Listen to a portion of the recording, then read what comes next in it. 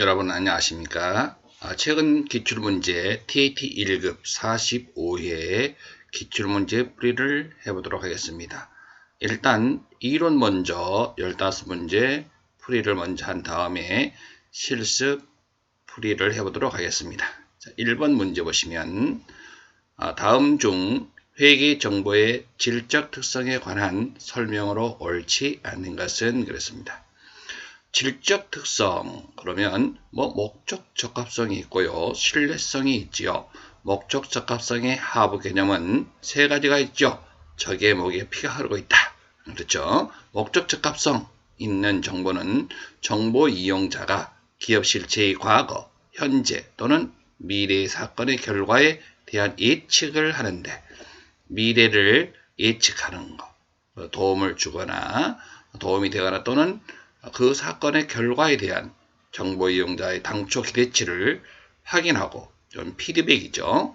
피드백. 그리고 잘못됐으면 수정할 수 있는 것. 이것을 뭐라고 한다고요? 피드백. 그래서 의사결정의 차이를 가져올 수 있는 정보를 말한다. 이것은 목적 적합성의 하부 개념 맞습니다. 예측 가치, 피드백 가치. 또 하나가 있다면 뭐가 있어요? 적시성이 있습니다. 뭐가 있다고요? 적시성이 있다고요. 다음 두 번째 가봅니다. 자, 두 번째 문제 보면, 자, 우리가 지금 여기에서는 옳지 않는 거라 그랬죠. 다음 옳은 거니까 동그라미 2번. 표현의 충실성을 확보하기 위해서는 회계 처리 대상이 되는 거래나 사건의 형식보다는 그 경제적 실질에 따라 회계 처리를 하고 보고해야 한다. 표현의 충실성, 그러니까는 충실하게 기재해야 한다. 자세하게 기재해야 된다. 그래서 회계 처리 대상이 되는 거래나 사건의 형식보다는 그 실질에 따라, 형식보다는 그 실질에 따라 자세하고 세세하고 충실하게 기재해야 한다. 표현의 충실성은 뭐의 하부 개념입니까? 믿을 수 있는 신뢰성의 하부 개념이죠. 그 다음에 검증 가능성이란 동일한 경제적 사건이나 거래에 대하여 동일한 측정 방법을 적용할 경우 다수의 독립적인 측정자가 유사한 결론에 도달할 수 있어야 함을 의미한다. 누가 봐도 똑같은 값이 나오는 것이 검증 가능하다라고 할 수 있는 거죠. 이것도 맞습니다. 다음, 재무 정보가 신뢰성을 갖기 위해서는 여러분 신뢰성의 하부 개념 세 가지가 있다면 표현의 충실성, 검증 가능성, 그 다음에 중립성이죠. 중요성이 아니라 뭐라고요? 중립성, 편의 없이 중립적이어야 한다. 그래서 틀린 것은 1번에 4번이 되겠습니다. 다음 2번 보시면, 다음은 자본에 관련된 자료이다. 여러분 자본 총액은 그랬습니다. 여러분 이 자본 총액 그랬는데요. 자본 총액은 여러분 여기에 보면 6억 600만 원이네요. 1월 1일 600만 원. 자, 여기다가 보충으로 설명을 좀 했는데, 자, 여기다가 한번 볼까요? 예, 여기다가 600만 원, 1월 1일 날 600만 원 맞습니다. 자본 총액을 물어봤어요. 자본금이 아니에요. 자본 총액이에요. 1월 1일 600만 원. 그 다음에 여러분 7월 30일 날 봤더니 주식을 발행했어요. 주식을 발행했는데 여러분 총 발행한 것은 자본금은 얼마냐면 150만 원이에요. 자본금은 얼마라고요? 150만 원. 자본금은. 그런데 발행한 금액이 얼마냐면 6,000원에 발행했으니까 638, 180만 원. 그러니까 주식 발행 초과금도 바로 자본 잉여금으로서 자본의 총액에 포함되어야 한다는 거죠.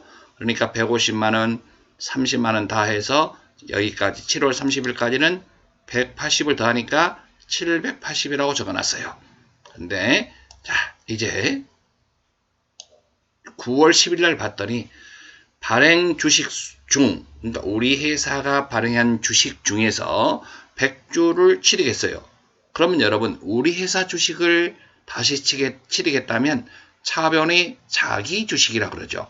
그러니까 주식이 발행된 주식이 이렇게 유통되고 있는 것은 일단은 대변의 자본금이었잖아요. 그러면 여기 주식을 사왔으니까 주식수가 줄어들었죠. 그래서 회계 처리는 차변의 자기 주식이라고 합니다. 자기 주식, 주식수 곱하기 얼마에 했어요? 5,500원. 주식수 100주를 치르겠어요. 100주 곱하기 5,500원을 우리 회사 주식을 가지고 있으면 자기 주식.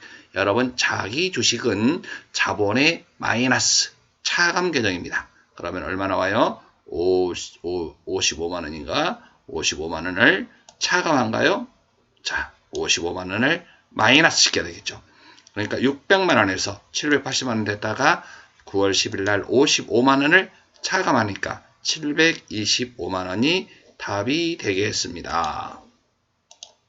그러므로 2번의 답은 2번이 되겠습니다. 다음 3번 봅니다. 다음 중 회계 변경의 오류 수정에 대한 회계 변경과 오류 수정에 대한 설명으로 옳지 않는 것은 1번 회계 추정의 변경은 틀렸지요. 전진법. 회계 추정의 변경은요. 전진법.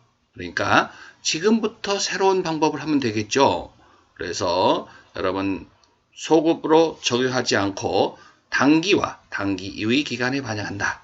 그래서 여기에 소급법이 아니라 다같이 무슨 법? 전진법 해야 합니다. 중대한 오류는 재무제표의 신뢰성을 심각하게 손상할 수 있는 매우 중요한 오류 맞습니다. 회계 정책의 변경과 추정의 변경이 동시에 이루어진다면 뭐부터? 회계 정책의 변경부터 먼저 계산한다.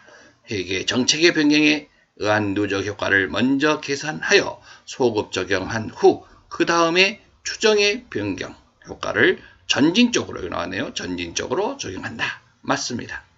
정책의 변경을 소급법으로 하죠. 소급 적용.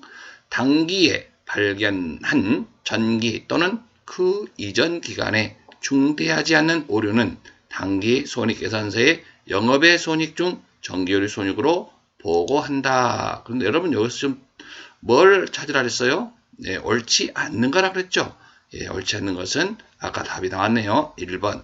여러분 중요하지 않는다. 그러면 여러분 영업의 손익으로 전기 오류 손익이라고 한다. 전기 오류 수정 손익. 이거 맞습니다. 중요하지 않으면. 다음 1번에 틀린 것은 추정의 변경은 전진법으로 전진적으로 처리한다는 거였습니다. 다음 3번. 다음은 뭘 물어봤냐면 장부와 실제 기말 상품 재고 수량의 차이 50%를 정상감모로 할 때 여러분 정상감모가 있고 비정상감모가 있는데 정상감모는 다같이 무슨 원가? 매출 원가. 비정상은 뭐랍니까? 영업위 비용. 그러면 지금 여기서는요. 판매한 수량, 실제 매출 원가를 물어봤다면요. 판매한 수량 곱하기 원가가 매출 원가죠. 그런데 정상적으로 감모된 것도 매출 원가에 포함해야 한다는 거지요. 그러면 지금부터 여기서 다 같이 한번 보면 매출한 것이 몇 개인가 봐볼까요? 350개. 매출한 것이 350개 곱하기 원가가 1,000원입니다. 원가가 얼마? 1,000원. 그러면 35만원이 매출 원가요. 그 다음에 감모된 게 있어요. 정상 감모는 어떻게 됐느냐 봐볼까요? 장부에는 수량이 150개가 있고 실제 가서 시어봤더니 140개밖에 없어요. 얼마가 10개가 감모됐어요. 이 중에 50%는 뭐라고요? 정상. 그러면 5개가 정상이죠. 5개 곱하기 1,000원 하니까 5,000원. 이것이 바로 무슨 원가? 매출 원가. 그래서 매출 원가는 35만원에다 5,000원을 더하니까 얼마가 됩니까? 35만 5,000원. 답은 4번이 되겠습니다. 다음 5번. 기계장치와 관련된 자료이다. 손익계산서에 계상될 감가상각비는 그랬습니다. 손익계산서에 계상될 감가상각비는 그러면 기계장치를 지금 취득했는데 400만원에 취득했어요. 400만원에 요것도 계산해놨는가 모르겠네. 자, 이거 한번 볼까? 감가상각 기계장치 오케이 했네. 여기 보면 봐봅시다. 기계장치를 400만원에 치르겠어요. 내용연수는 5년, 잔존가치 없고 정액법이네요. 그러면 내용연수, 잔존가치 없으니까 5를 나눠주면 1년에 80만원씩 감가상각비가 나와요. 1년에 얼마씩 나온다고요? 감가상각비가 80만원. 요것만 있다면 답은 80만원이 맞는데 그렇게 쉽게 나오겠습니까? 여기와 관련하여 반드시 뭐가 있습니까? 정부보조금이 있어요. 정부보조금이 얼마가 있습니까? 100만원. 이 속에는 정부보조금에 대한 것이 100만원이 있다 이런 얘기예요. 그러면 정부보조금도 똑같이 내용연수 5년으로 나눠줍니다. 100만원 나누기 5니까 정부보조금에 해당되는 금액은 얼마 있어요? 20만원. 그러면 전체 기계장치에 대한 것은 80만원 중에서 정부보조금 20만원을 뺀 금액 실제로 얼마만? 60만원만 바로 기계장치가 계상해야 할 감가상각비. 여러분 어떤다? 60만원, 20만원을 빼야 되겠죠? 그러니까 60만원이 답이 되겠습니다. 60만원. 답은 3번이 되겠습니다. 아직까지 뭐 어려운 게 없어요. 이거 하나 좋은 문제입니다. 이거 상당히 좋은 문제예요, 여러분. 자, 여러분 다 같이 별 표시 쳐놓으시기 바랍니다. 아주 좋은 문제예요. 여러분 사채를 이제 고급이 되면 사채편을 상당히 심도 있게 공부를 해야 할 필요가 있습니다. 사채 발행 금액을 어떻게 계산하느냐? 여러분 굉장히 궁금하실 수도 있어요. 이것을 공부 안 하신 분들은요. 사채를 발행한다. 그러면 여러분 대변의 사채, 그다음에 차변의 발행 금액을 어떻게 결정하는지 그것이 상당히 중요할 수 있는데 여기서 좋은 문제예요. 자, 그러면 여기서 보면 계산하면 얼마냐? 자, 여기 보면 액면은 100만원이에요. 3년 후에 갚기로 하고 돈을 10만원이네요. 10만원을 3년 후에 갚기로 하고 10만원을 빌렸어요. 그러면 3년 후에 갚을 돈이 10만원이에요. 그러면 여러분 몇 년 후에 갚는다고요? 3년 후. 그러면 여러분 여기가 단일 겨수가 있고요. 연금이 있는데 이건 무슨 뜻이냐? 자, 단일 한 번에 상환해야 할 금액 언제? 3년 후에 상환해야 할 금액 원금을 얘기한다라고 보시면 돼요. 여기 단일 금액. 그러면 요 액면 언제 갚는다고요? 3년 후에요. 그러면 요것을 갚으려면 3년 후라 그랬어요. 그러면 3년 후. 그럼 어떻게 됩니까? 요것은 사채의 상환은 유효이자율법으로 합니다. 유효이자율법, 시장이자율법이라고요. 그러면 3년 단일 여기가 연금은 3년 동안 연속해서 현금을 상환해야 하는 거예요. 그러니까 1년에 한 번씩 연속해서 금액을 말한 거고 연금은 이건 단일 금액은 3년 후에 얼마를 10만원을 한 방에 상환해야 할 금액 10만원 3년 후에 갚아야 할 10만원은 지금 현재 가치로 지금 시점에는 얼마냐 그것을 개수로 이렇게 표가 있는데 그걸 여기에 여러분 곱해주면 되는 거거든요. 아주 쉽게 계산할 수 있는데요. 그러면 단일이 두 개가 있어요. 지금 3년짜리는 똑같고요. 5%를 할 거냐 3%를 할 거냐 이것만 알면 돼요. 여러분 좀 전에 사채는 유효이자율법이라고 그랬죠. 유효이자율법을 찾아요. 유효이자가 몇 프로예요? 5%. 그러면 요걸 곱해주면 되는 거예요. 3년 후에 갚아야 할 원금은 10만원인데 현재 가치로 따지면 얼마일까요? 이 얘기죠. 그러면 그것을 현가 개수로 곱해주면 곧바로 그냥 3년 후에 10만원이 현재 값으로는 얼마다라고 금방 계산할 수 있는 거예요. 어떻게 해요? 지금 요걸 곱해주면 된다니까요. 얼마? 10만원 곱하기 0.86384 이렇게 여러분 곱해보세요.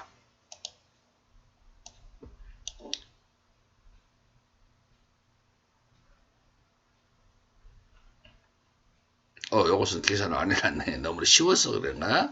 아니야. 쉬운 건 아니에요. 자, 여러분 여기 보세요.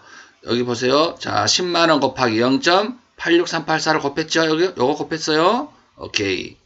그 다음에, 여러분, 이제 답은 또 어떻게 해야 되냐? 원금을 했고요. 그 다음에 이자를 봐야 돼요. 이자를 매년 말 이자를 지급한대요. 회사가 얼마를 주겠냐면, 액면 이자는 3%, 이 회사가 3%씩 매년 말 이자를 주기로 했어요. 얼마에 대하여 10만원에 3%는 얼마 나와요? 10만원에 3%는 3,000원. 그럼 이 3,000원을 1년 후에 12월 30일 날, 그 다음에 2년 말 3,000원, 3년 말에 3,000원, 요걸 전부 다 현재 가치로 다 따져놓은 개수가 있다고요. 그게 바로 연금이라고요. 1년 후, 2년 후, 3년 후 각각 3,000원씩 요걸 현재 가치로 다 따진다면 연금, 그것이 연금이라고요. 연금, 연속한다 이 말이에요. 연속해서 매년 연속해서 받는 금액, 연금, 현가 개수, 현재 가치로 따져봤는데 몇 년? 3년은 똑같잖아요. 3%냐 5%냐 좀 전에 뭐라 그랬어요? 유효이자율법으로 하라 했죠. 5%. 그러면 어떻게 3,000원 이자에 대한 거예요. 곱하기 2.72325. 2.725. 예. 요 두 개를 더한 금액이 바로 사채를 발행한 금액이 됩니다. 사채 발행 금액은 얼마가 됩니까? 예, 94,554원이 발행 금액이 됩니다. 여러분 발행 금액이 이렇게 해서 결정된다는 거 여러분 중요한 문제입니다. 발행 금액은 이렇게 결정됐어요. 그러면 여러분 어떻게 해야 될까? 자, 우리가 회계처리를 한다면 대변에 사채 10만원, 차변에 돈 들어오겠지. 얼마가? 우리 회사는 발행 금액 요거 들어온다 이 말이야. 돈이 94,554원이 돈이 들어오고 현금이든 당좌예금이든 보통예금이든 돈이 들어온 것이에요. 그런데 액면 금액과 차이나는 금액 얼마를 5,446원은 뭐가 될까요? 여러분 바로 사채 할인 발행 차금이 되는 거죠. 그게 발행 금액이 나오면 그 차이나는 금액을 우리는 사채 할인 발행 차금이라고 합니다. 오케이, 아주 좋은 문제입니다. 우리가 TAT 1급, 전산세무 1급에서는 이런 문제는 필수로 이제는 알고 계셔야 되겠습니다. 다음 7번.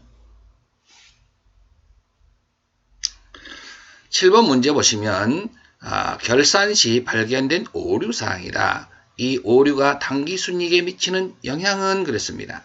결산 시 임차료, 기간, 경과분에 대한 미지급분 600만원을 아래와 같이 잘못 회계처리했다. 미지급분 그러면 우리는 어떻게 해야 됩니까? 회계처리를 미지급분 그러면 우리는 차변에 뭐라고 해야 되냐면 차변에 뭐라고 해야 됩니까? 차변에 임차료라고 해야 되죠. 임차료. 차변에 다 같이 뭐라고 한다고? 임차료. 원래는 이렇게 되죠. 차변에 임차료 600만원, 대변에 미지급 비용 결산 분기죠. 600만원 이렇게 해야 되는데 요걸 하지 않았어요. 여러분 요것만 본다면 비용이 감소됐어요. 비용이 감소되면 여러분 요것만 본다면 지금 요것만 보면 비용이 뭐 한다고요? 감소. 비용이 감소됐어요. 비용이 감소되면 여러분 이렇게 했다면 비용이 이런 걸 해야 되는데 비용이 줄어들었다면 요걸 안 했어 이렇게. 그러면 비용이 감소됐으니까 얼마만큼? 요것만큼 이익이 증가되겠죠. 그러니까 이익 증가 얼마? 지금 현재 요것만 보면 600만원이에요. 그 다음 요렇게 했다면 600만원이 이익 증가인데 또 봐보세요. 회사가 뭐라고 했어요? 수익을 잡았어요. 수익이 아닌데. 자, 여러분, 자, 차변에 뭐라고 한다? 미수수익. 차변에 미수수익이라고 잡아놨어요. 600만원. 이렇게 회계처리 했다는 거예요. 대변에는 수익. 이렇게 600만원을 잡아놨어요. 여러분, 지금 우리가 어떻게 했든 간에 우리 지금 여기서 자, 여기만 본다면 이익이 지금 요것만 본다면 비용을 안 잡았으니까 비용이 감소돼서 이익이 증가됐다는 건 알 수 있어요. 그죠? 그 다음에 이익이 증가됐고 이익이 얼마 증가됐다고요? 600. 그 다음에 여기서 봐보세요. 수익을 잡아놨어요. 또 안 해야 되는데 그러니까 어떻게 해야 돼요? 수익도 증가됩니다. 얼마가? 600만원이. 그러면 이것만 갖고도 이익이 얼마가 증가됐냐면 1200만원이 증가됐다라고 할 수 있습니다. 그러니까 여러분 여기서는 당기순이익이 얼마가 과대 계상됐다? 1200만원이 과대 계상됐다라고 추정할 수 있습니다. 그러니까 비용을 적게 잡았으므로 당연히 이익이 증대되겠죠. 그리고 수익을 이렇게 잡았으니까 당기순이익이 당연히 과대 계상돼서 이중으로 여러분 1200만 원이 당기순이익이 과대 계상된다 라고 할 수 있겠습니다. 다음 세법인데요. 다음 중 부가세법상 세금계산서 또는 전자세금계산서에 대한 설명으로 옳지 않는 것은 택시 운송 사업자가 공급하는 용역에 대해서는 세금계산서 발급 의무가 면제된다. 맞습니다. 동그라미. 최종 소비자를 상대로 하는 업종은 여러분 세금계산서 발급 의무가 면제되죠. 모기미여. 여기 운송 영역이죠. 모기미여. 영수증을 발행하는 업종 전체가 다 맞습니다. 공급받는 자의 성명, 명칭은 필요적 기재사항, 필요적 기재사항이 아니죠. 우리 필요적 기재사항은 공급받는 자는 사업자 등록번호만 필요하죠. 네, 너무 쉽습니다. 이건 동그라미 2번이 틀렸어요. 전자세금계산서를 발급하였을 때는 발급일의 다음 날까지 전자세금계산서 발급 명세를 국세청장에게 전송하여야 하는 거 맞습니다. 언제까지? 다음 날까지. 다음, 세관장은 우리가 수입한 것은 세관장이 세금계산서를 발급하게 되어 있는데 세관장은 수입하는 재화에 대하여 부가가세를 징수할 때에는 수입된 재화에 대한 세금계산서를 수입하는 자에게 발급해야 한다. 맞습니다. 사업자든 사업자가 아니든 답은 2번이 틀렸습니다. 다음 9번 보면 과세표준, 이거 시험에 단골이죠 여러분. 외상으로 판매했다 2,400만원. 여러분 계산기 놓으시고 동그라미 2,400만원을 일단 놓으세요. 그 다음에 대가의 일부로 받은 운송비, 이것도 포함하죠. 플러스 300만원.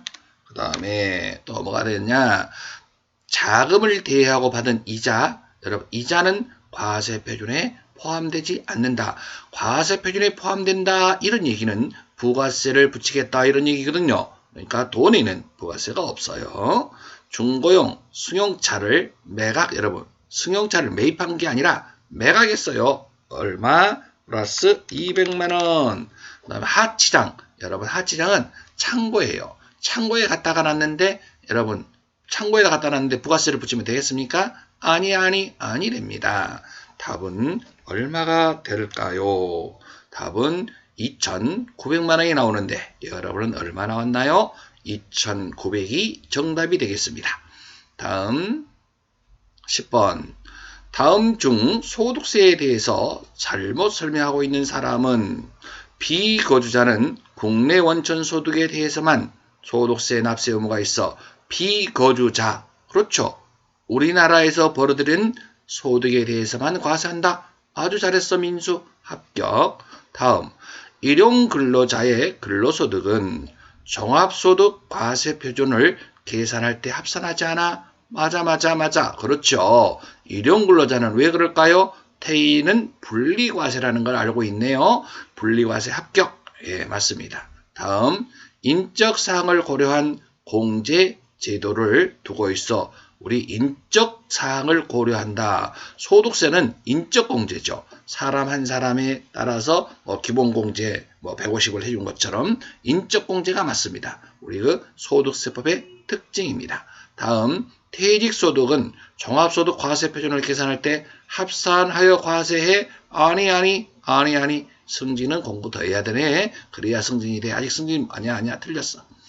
퇴직소득은 여러분 분류과세죠. 종합과세 되는 소득이 아닙니다. 그래서 승진이 틀렸습니다. 답은 4번. 다음 11번. 자, 11번은 종합소득 산출세액을 계산하면 얼마인가 그랬어요. 여러분 종합소득 산출세액이라고 했어요. 그러면 여러분 사업소득금액 계산해봐요. 얼마예요? 2천만원. 그 다음에 이자소득금액, 여러분 요것은 분리과세 X 치세요. 양도소득금액 X 치세요. 여러분 종합소득금액이 합산되지 않나요? 이것은 분류과세이기 때문에 그래요. 그러면 2천만원에다가 얼마 공제를 합니까? 종합소득공제 300을 하래요. 그러면 1,700만원 나옵니다. 1700만원. 1700만원. 그러면 여러분 1700만원 나오는데 과세표준 여기 계산하는 공제율이 나왔죠? 1700만원에다가 세율을 곱해야 되는데 여러분 어떻게 하면 될까? 여러분 문제는 1200만원까지는 6% 곱하기 6% 해볼까요? 1200만원까지는 6% 곱하기 6% 얼마 나와요? 72만원. 그 다음에 1200만원 초과. 좀 전에 우리가 얼마였냐면 1700이었잖아요. 초과한 금액은 얼마 나와요? 500만원 나온가요? 네. 1700만원 마이너스 1200만원 초과한 금액은 500만원. 500만원에 대해서는 15%. 그럼 500만원에 곱하기 500만원 곱하기 15% 계산하니까 75만원 나오나요? 자, 75만원. 요거 나오면 75만원 나오고요. 여기는 얼마 나온다고? 72만원. 두 개 더 하니까 147만원. 예, 147만원 나오네요. 요것도 상당히 좋은 문제예요, 여러분. 예, 우리는 이런 것을 수기로 계산할 수 있는 능력이 있어야 되겠다. 다음 12번. 다음 중 소득세법상 원천징수에 대한 설명으로 옳은 것은 거주자에게 현금 배당을 지급하는 내국법인은 그 지급금액의 14%의 세율을 적용하여 계산한 소득세를 원천징수한다. 여러분, 요거 맞나요? 14% 맞습니다. 여러분, 답은 여러분 1번이 맞습니다. 다음 2번.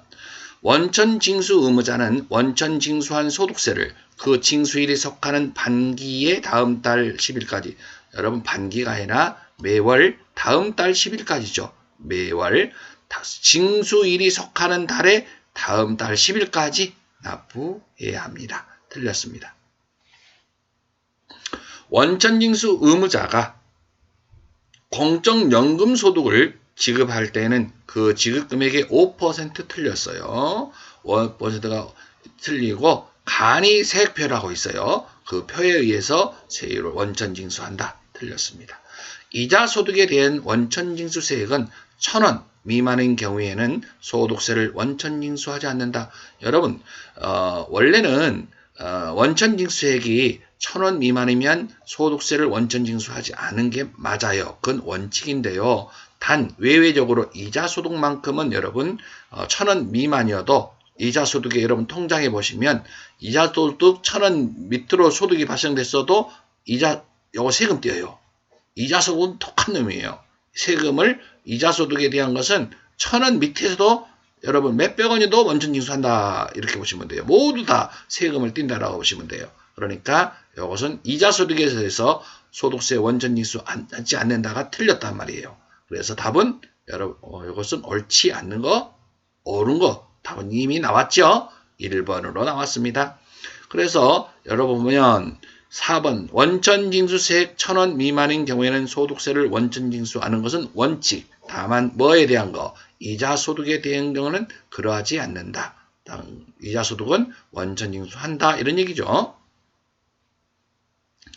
자, 법인세법상 입금 관련 세무 조정에 대한 설명으로 옳은 것은 그랬습니다. 여러분 여기서 자, 요거 하나 여러분들은 좀 이해를 좀 하는 게 좋을 것 같습니다. 자기 주식 소각이익 이런 게 상당히 이익의 소각 이런 용어도 나오고 시험에 가끔 감자의 경우도 있고 어떤 차이가 좀 알아야 될 것 같아서 자, 이익의 소각 감자의 경우 여러분 이것은 조금 요거 문제를 답부터 해결 좀 해놓고 설명할까요? 자기 주식 소각이익 소각이익이 나왔기 때문에 제가 이걸 봤는데요. 여기 메모를 해놨는데 자기 주식 소각이익을 자본잉여금으로 계상한 경우에는 입금으로 산입한다. 자기 주식 소각이익이라고 하는 것은 여러분 이렇게 보시면 돼요. 자기 주식 감자의 경우가 바로 자기 주식을 소각했다는 건데요. 소각했을 때에는 여러분 자본금 자본을 감소시키고 자기 주식을 사와가지고서 다시 팔았다는 거예요. 자기 주식을 이제 팔 수도 있고 자기 주식을 소각할 수도 있어요. 그럼 소각했다라면 무조건 차변의 자본금이에요. 그러니까 감자죠. 그래서 자기 주식 없어지고 사온 금액과 액면 금액의 차이, 이게 차이 나는 금액이 바로 감자 차익 또는 감자 차손이 나올 수도 있어요. 감자 차익이 나온다는 얘기는 바로 이걸 바로 감자 차익을 말하는 거예요. 감자 차익은 계상한 경우에 입금으로 본다? 아니죠. 자본거래죠. 자본거래죠. 그렇기 때문에 입금 산입하는 거 아닙니다. 틀렸습니다. 만약에 이게 자기주식 처분이익이라면, 여러분 자기주식 처분이익이라면 입금으로 산입한다. 아주 중요한 내용이에요.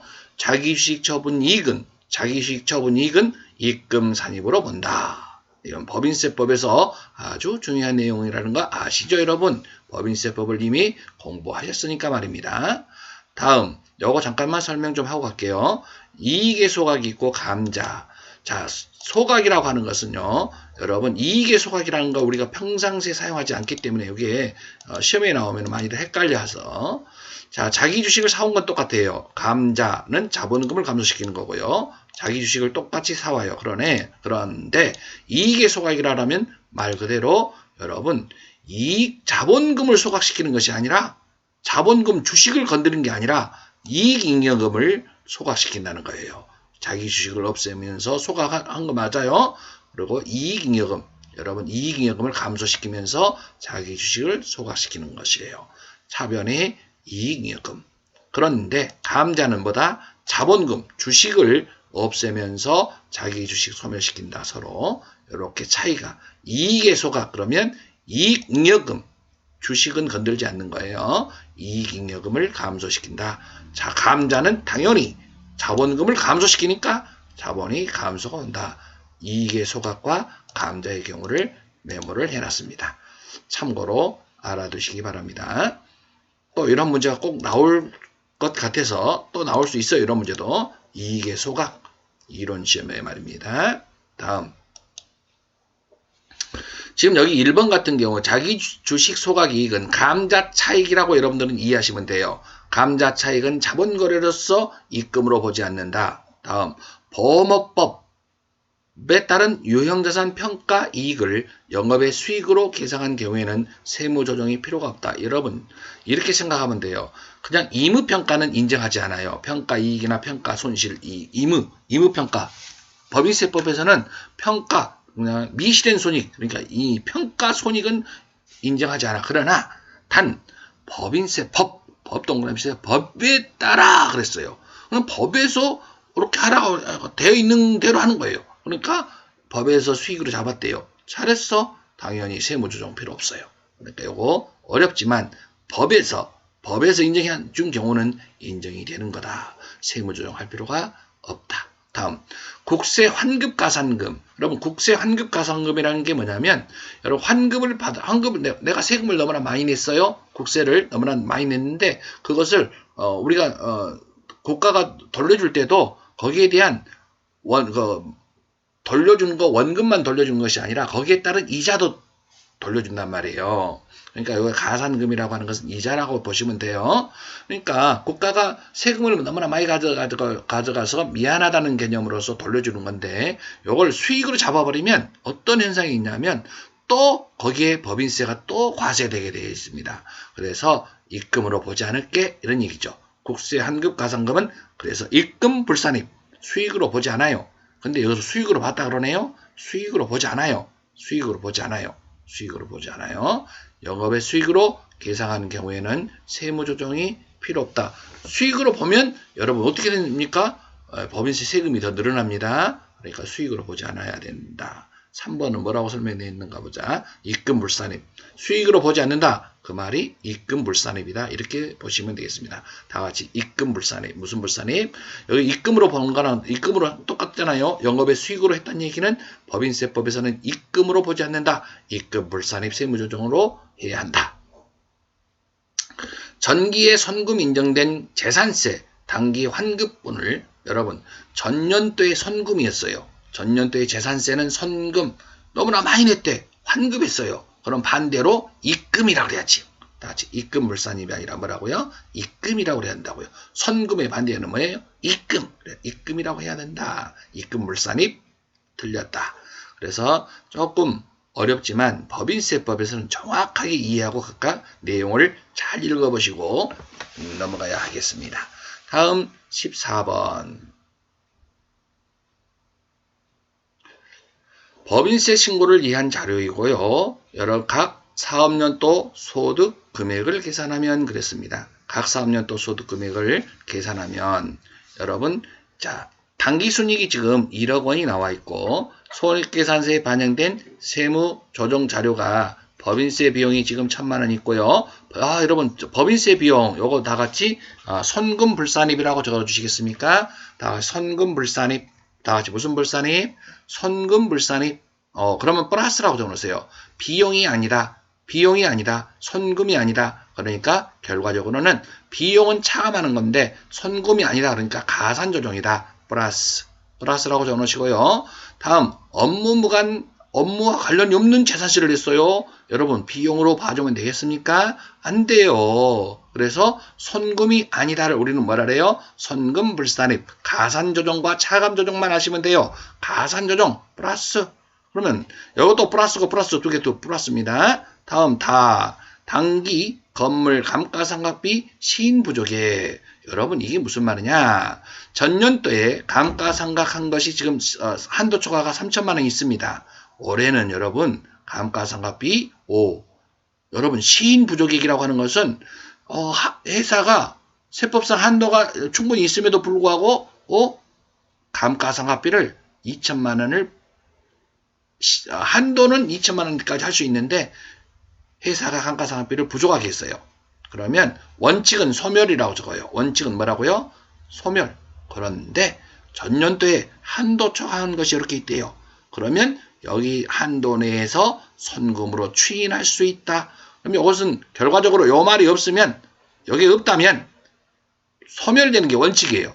그러나 전년도에 상각 부인액이 있다 그러니까 선금 추인한다. 얼마를 2천만 원까지 시인 부족액까지 선금 산입. 그러면 여러분 선금 산입 비용으로 봐준다 이런 얘기죠. 선금이란 얘기는 마이너스 차감 조정이다. 이렇게 보시면 되겠습니다. 그러면 당기순이익 구해놓은 1억에다가 법인세법에 맞게 자 법인세 비용은 여러분 우리가 지금 회사가 법인세 비용 이렇게 해놨는데 믿을 수 없죠? 이건 아니다. 우리가 정확하게 다시 계산하고 있는 중이야. 비용 믿을 수 없어. 선금불산입. 업무와 관련 없는 거 선금불산입. 이건 선금 시인한다. 어떻게? 전년도에 상각 부인액 한도 초과액이 있기 때문에 지금 시인 부족액만큼 2천만 원만큼은 선금 추인한다. 선금 산입 마이너스 조정이 일어나게 됩니다. 그러면 1억 4천에서 2천을 빼면 1억 2천만 원이 답이 되겠습니다. 이거 이해갑니까? 조금 여러분 이게 이해가 안 가면 법인세법을 조금 더 공부를 해야 되겠죠. 네. 다음 15번입니다. 다음 중 법인세법상 신고와 납부에 대한 설명으로 옳은 것은 납세 의무가 있는 내국법인은 각 사업년도 종료일이 속하는 달의 말일부터 3개월이죠. 3개월 이내에 해당 사업년도의 소득에 대한 법인세 과세 표준과 세액을 신고해야 한다. 3개월이죠. 성실 신고는 4개월. 3, 4 이렇게. 다음 영리내국법인이 법인세 과세 표준 신고 시 기업액의 기준을 준용하여 작성한 포괄손익계산서를 제출하지 않는 경우 적법한 신고로 보지 않는다. 당연하죠. 손익계산서를 제출하지 않는 경우에 적법한 신고로 보지 않는다. 답은 몇 번입니까? 2번이 옳은 답입니다. 영리내국법인으로서 각 사업년도의 소득 금액이 없거나 결손금이 있는 경우 법인의 경우에는 법인세 과세 표준을 신고하지 않아도 됩니까? 안 됩니다. 법인에 결손금이 있어도 반드시 신고는 해야 합니다. 다음 중간에 납세액의 누락이나 오타가 있는 때에는 과세 표준 수정 신고 경정 청구할 수 있다. 여러분 중간에 납은 중간에 작년에 납부했던 거 절반을 납부하는 거기 때문에 뭐 오류나 수정 이런 거 하는 게 아니에요. 그냥 말 그대로 중간에 납 간단하게 오류 수정하는 문제는 아닙니다. 그래서 중간에 납에는 오류나 수정, 경정 청구할 수 있는 건 아니다. 이렇게 보시면 되겠습니다. 예. 수정신고 또는 경정 등의 청구는 과세표준 신고서상에 누락, 오류가 있는 때에 과세표준 수정신고 또는 경정 청구하는 것이므로 중간에 납에는 이를 적용하지 않는다가 맞습니다. 여러분 소득세법과 법인세법까지 이렇게 쭉 보니까 여러분 이론은 이번 횟수에는 크게 어려웠던 건 아닌 것 같습니다. 여러분 이렇게 해서 여러분들이 반복해서 여러분들이 공부를 한번 해보시고 관련 비슷한 문제들은 반드시 여러분들이 이해하고 풀이를 숙달 연습해서 여러분 실력으로 만들어서 좋은 결과 있기 바라겠습니다. 이제 잠시 후에 여러분들 실무 수행평가 직접 입력하면서 여러분과 같이 실무를 해보도록 하겠습니다. 여러분 수고하셨습니다.